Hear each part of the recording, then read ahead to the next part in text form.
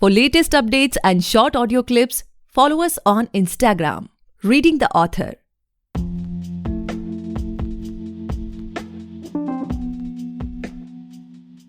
Hey guys, welcome back to the podcast Reading the Author, a unique show where we read authors' mind and not their book. Meanwhile, I truly believe and pray that you and your families are completely safe and healthy as well. Today we have Sandeep Adnani sir with us, author of the Exiled ROG series. Thank you so much, sir, for coming on our show. We are highly grateful to have you on our show today. Thank you. I'm happy to be here. Okay, so sir, before we get into the podcast and know much more about your book, about your vision and all those things, I would request you to please just introduce yourself so that our listeners can know much more about you, and please share about your journey of being an author as well. Sure. Thank you. My name is Sandeep Adnani. I am an author based in Melbourne, and I'm a counselor as well. And I have written 3 books which form the Exiled ROG series.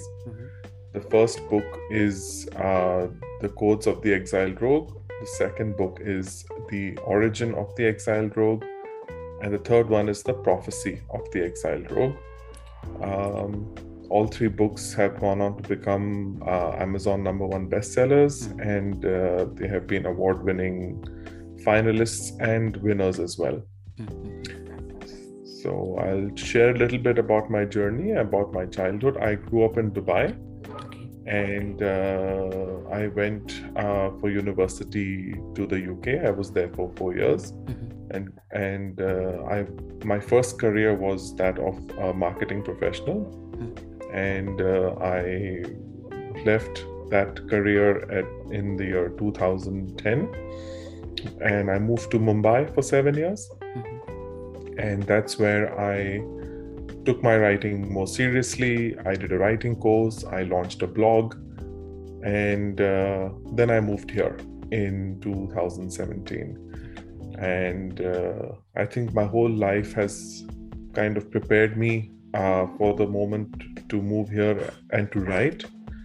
And once I retrained as a counselor here, I think that kind of kicked off the whole process and the confidence of taking on a whole book, and in this case a whole series. Okay.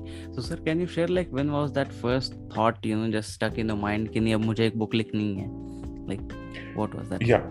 Yeah, I can definitely share that. That was in the year 2013, and I don't know if I mentioned, but I'm a blogger as well. So I blog movie reviews and show reviews, and I write short stories, etc. So I was in a movie, and I was watching a movie in the theater, and suddenly an idea struck me, and I was like, oh, this would be a nice idea to write about. It had nothing to do with the film, just an idea that came.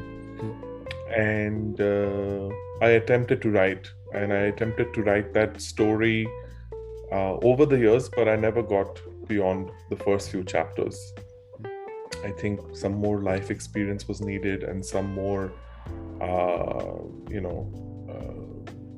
perspective was needed to write what I've written, because the genre that I've written is quite different. It's metaphysical, it's transformational, it's visionary.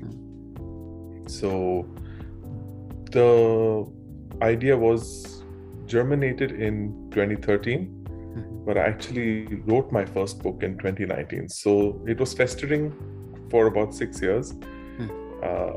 The book turned out to be totally different from that idea, but that idea has been captured in my writing. Okay. So sir, as we know that the book is released, and the whole series is now released, and after listening to this podcast, or casually also people just keep on searching for new books, and in our case, after listening to this podcast, definitely people gonna search for the book. So can you share what exactly the whole series is all about, some insights or what a reader can expect from this series? Sure. So just like myself, the characters in the book go through an existential crisis. They feel like, every day of their life is pretty much the same as the last. They feel like they have lived their life. They don't have anything new, anything challenging. They feel very disenchanted with their life, and they want something higher. They want a higher truth. They want a higher purpose. So they join a group, kind of, you can say, not like a group therapy, but a group where people come and exchange ideas. It's set in the year 2039 and it's set in Hong Kong. And people meet here to discuss various topics, what they feel is lacking in their life. They discuss different perspectives about time, about death, about, what happens when somebody leaves this planet, etc. But what they don't realize is that this group is going to lead them into a journey of transformation, and it's going to change their lives completely. So if you look at it from a metaphysical angle, the first book is like a micro approach to life. The second book is more of a macro approach, like a larger approach. And the third book is when we reveal all the, purpose of the entire series, and I like to call that a meta approach, where we want to shift awareness of people, where we want people to wake up and see, how limited our time here is and what all we can do and what lies ahead. So in a nutshell, that is what the series is about. It seems to be really interesting and completely engaging series. But can you share with me, sir, like what motivates you to write on this topic? Like you could have written something else as well, like some crime thriller, some romance genre, and motivational and self-guide, something like that. But why you have specifically chosen this book and this this topic genre, and specifically it's a sort of series which very few debut author choose to be, right? So can you share like what was your inspiration or motivation behind this? Sure. So like I mentioned, the idea first germinated in 2013. So I knew that the genre will focus on something like that. I didn't plan to write a series. It was going to be a standalone book in the first instance.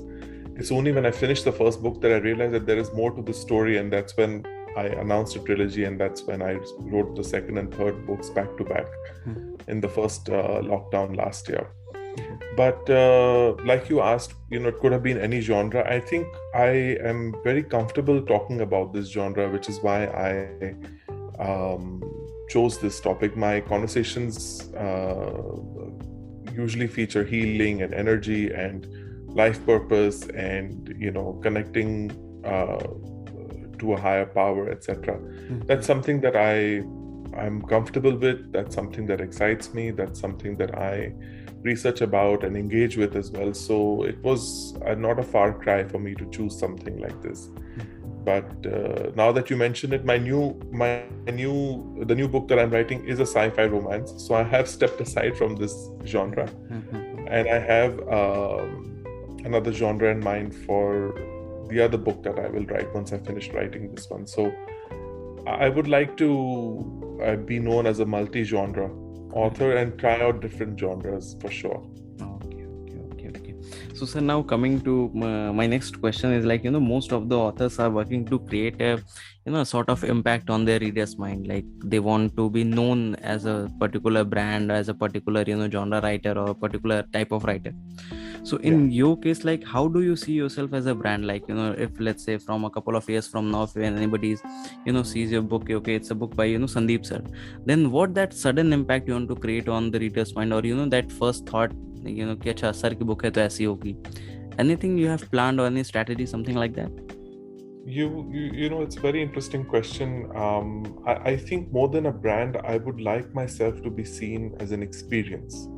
So if somebody picks up my book, they should know that this is something that will connect with them on many levels. It's not something that they will just read and put away. It's something that will connect to them on many levels. It is something that may change the way they think. It may create more awareness. It might ask them to question themselves. And more than a brand, I would like to be seen as an experience. And I think if you see my pages, my social media pages as well, it's not only about the books, it's about my travels, my love for food. True. I like to support other artists, so I've supported a lot of artists in the field whether it comes to visually creating material for the series or behind the scenes. So there are a lot of people connected to a journey, as I'm sure you will understand, for an independent author. But that's what I want to create. It's not about just me or just the book. It's about what people feel. I mean, some of the reviews I got for the series was that it's as if the book is reading my mind. I ask a question when I read, and then I get the answer in a chapter or two. So these are the kind of experiences that I'm looking to create with my writing. Truly commendable, sir. And sir, my next question to you related to this industry. So as we all know that after the first lockdown, numbers of writers are getting increased day by day. Yes. There's a numbers of hundreds of books are being published every week. The publishing has become so easy, Kindle Direct Publishing, self-publishing, and then lots of publication house which don't judge your script or something like that. They just publish it all. So what sort of competition do you feel in this industry? Like a sort of a neck-to-neck competition, or you are someone who feels that in creativity there's no competition, everyone is in their own race, or every book has its specific sort of readers as well? Like, what's your take on this? I think you said it right. I think every book has its own audience, it has its own readership. I think when people set out to write, I don't think they expected to become a bestseller, which I was lucky that the book became a bestseller. I don't think they set out to for it to win an award or be shortlisted for an award, but I was blessed with that as well. But I think the efforts of a writer should be to put your story out there. There will be, like you said, there are millions of titles on Amazon. How do you pick this? You pick this through engagement. You pick this through, again, like I said, you create an experience. You connect with the writer. You see what they're doing on social media. You see how they're interacting, and you see if that's the kind of person you connect with, or that's the kind of personality you connect with. You pick up their book, or you pick up the first one, then hopefully you'll pick up the second and third. Unlike other series, these are not standalone books. So the first book is chapter 1 to 24, second one is 25 to 48, and the third one is 49 to 72. So there is a plan to launch the series as a whole in one combined book, which is going to happen early next year. But so they are a continuation, and usually when people pick up the first book, they are intrigued to know what will happen, and they pick up the second and third. So as of now, sir, as you earlier mentioned that you started in 2013, but you were not able to complete that, right? So yes. When you started once again, do you have any writing schedule as of now? Because आपने वापस से जब start किया तो the experience, everything was sort of new for you. Then yes. As of now, do you have any particular writing schedule, just because you don't want to lose that state of mind or something like that? Or it's very common, जैसे कि मेरे साथ personally होता है कि if I just get any idea, then I just jot it down on my phone, on diary, and then after sometimes I just sit to pen it down. How does it goes with you? So when I wrote the first book, I wrote it in 55 days. I was writing every day, every other day, so I didn't have a schedule, but it was flowing. So I wrote. I was planning as I was writing, and of course it was my first book, so I sent it to the editor, who sent it back saying that before I read it, you need to format it correctly. So this is the way you format dialogue, this is the way you format stuff. So that was written in one go. Books 2 and 3, I set myself a milestone. So I usually work with milestones rather than a schedule. So when I came back from Dubai after launching the first book, and that's when the world was waking up to COVID, and we plunged into lockdown in March. I started writing, and I set myself a milestone that, okay, you wrote the first book in 2 months, give yourself 2 months to write the book. But I finished the second book sooner than 2 months. And then I didn't stop because it was a continuity. The chapters were continuing. I just continued writing. I took a break for a week and I continued writing. The current book that I'm writing, the new genre I'm writing, I have been writing in bits and pieces. I started writing it in February, but I've picked up the pace now and I hope to finish this month. But again, as you know, it's the first draft. It's going to be edited back and forth. There'll be beta reading. There'll be all kinds of processes it goes through before it gets published. But the first draft should be done by this month. And the milestone I set for myself is that before your birthday next month, you should have written this. So I work with milestones. I don't have a schedule. And usually I feel that kind of gets the creativity going. Okay. And do you prefer it as a hobby or one of the profession, or as a full-time writing as now? I mean, I think it would be great if this becomes a full-time thing, but it's not a full-time thing yet. Okay. It is one of my professions. Like I mentioned, I used to be a marketeer, which has helped me a lot to market my own books. But I am a full-time counselor and life coach since I moved here. And I write as well. And because of my marketing background, I've done marketing for about 16 years. So it's something that comes very naturally to me, and that's something I consult on as well. So yeah, there are literally 3 professions going on at the same time. Okay, so sir, as of now, as we have talked about your book, about your journey, about your vision regarding book, your upcoming books plan and everything, now coming to your personal life, can you share with us like what was the most happiest moment of your life? Like, I know there must be many, but if you can share one of them with us, then that would be really great. I'll share 2 with you. In 2014, my parents completed 50 years of marriage. That was a very big milestone for me, and that's something that I was really, praying that would happen, and it was a beautiful family celebration. It was very unique and very thoughtful. But after that, I would think that when my first book was launched, that was a very happy moment for me, because it was something that I've been thinking about since the 9th grade, to write a book. And I remember my then English teacher was like, "Oh, I don't think you may be able to pull off the plot for a whole book. Why don't you start with a short story or a series of short stories?" And I think something stuck with me, that I wanted to prove myself and say that I can do it. And I think when the first book was published, the first piece of work was out, that was a very happy moment. Definitely.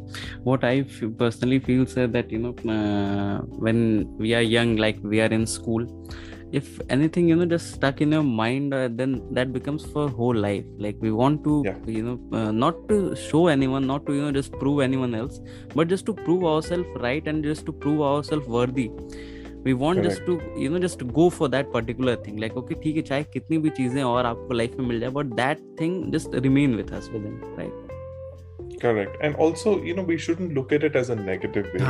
True. Initially it was like a negative motivation, but then as a teenager, it became a positive motivation. I was like, no, she wasn't saying that in a way to be mean or discourage me. That's what her assessment was of my capabilities. But you grow, you learn, and it takes a lot of time to find your own writing voice and put it out there.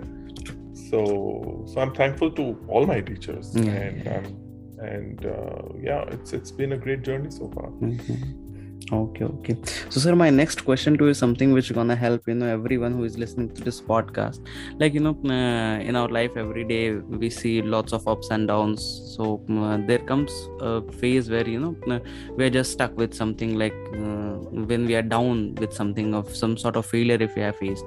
Then how do you get out of that? As a counselor, if you suggest something to our listeners, to me especially, and that would be really great. Like how to just keep on moving as a just flowing as a river water, something like that. Yeah. So it took me a long time to understand that when we fail at something, it means a lot of things. First of all, it means that we tried doing something.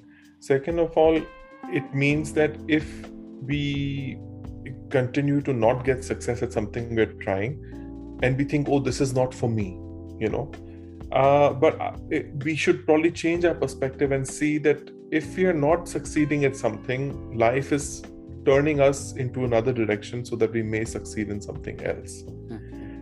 So I think it's very important to set a timeline in your head about what you want to do, what you want to achieve. And if you're not able to achieve, or if you feel you're struggling, or if you feel the effort into it is not being rewarded, or it's causing you more heartache than joy, then maybe it's something you can put aside. Like if you take my writing, for example, if I would have made myself miserable for 6 years, maybe I wouldn't have been able to write. But it's something I kept on the back burner and I kept revisiting it. So for me, I don't think there is anything as failure. I think it's just an opportunity to learn. And even having tried shows that you got out of your comfort zone, that you challenged yourself, and that you tried something. It may not always work, but the fact that you tried means you learned, and no learning will go to waste. Definitely. Okay. So as of now, sir, my question would be, the time when your book was about to release, like, as you shared, you started writing in 2013, but you were not able to, and you have a dream of writing since class 9. So what was your mental state at that time when your book was about to release? Like, were you feeling stressed? आपने या फिर as you said, you work on milestone. आपने कोई milestone set किया था कि मेरे book को इतना sale करना चाहिए, या excited, happy? What was going on in your mind? So my marketing expertise was very handy in this case, because I was always planning backwards. That's something you do when you are making a marketing plan for anybody. So I had a time limit, and I was flying to Dubai, so I wanted to do the launch while I was in Dubai. So that means that I had to make the book live about 2-3 weeks before that, so that it had enough time to print and ship to Dubai. So everything went off pretty seamlessly because I kept enough time. While it was being edited, I was doing the creative stuff on the side with a creative agency. Everything came together. I think the stressful part of it was when Amazon, when the Dubai customs held the Amazon shipment, and I was constantly following up and saying, please release the shipment, and we have an event, etc. But everything worked out fine. The books reached in time, and we had a very successful launch event over there. I think one thing I've learned after launching 3 books is that there's only so much you can plan and so much you can do.